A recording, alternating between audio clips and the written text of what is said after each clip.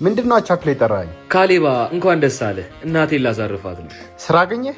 አው ወንድሜ፣ እንደውም ና ቶሎ ብሎኛል። ሸኘኝ። ደስ ብሎኛል። በቶሎ ግባ። አፍጥነው በእናትህ ሰዓት እንዳይደርስ። ካሌቦ ስልክ እየጠራ ነው። ልነዳ አይደል? አንሳና ላውድ አድርግልኝ። ፍቅር ወይ ቶሎ ጥፍሬን አሰራኝና ባዛሩ ጋር እንሂዳ። አሁን ግን የሆነ ቦታ ልሄድ ነበር። ተናገርኩ። እኔ ከባዛር አልቀርም። እሺ መጣሁ። እኔን ቶሎ ሸኝተኝ ነው አይደል የምትሄደው?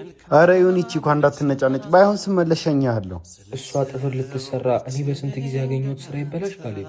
ያው ይሁን። ከእሷ በላይ አንተ ትረዳኝ የለ? አንተ ነህ የምትቀርበኝ። እሺ አይ ካሌብ በእኔ እኮ አይጨክንም። ይሁን። የታክሲ እንኳን ልስጥሽ ብዬ እኮ ነው። ይቺ ናት አለችው።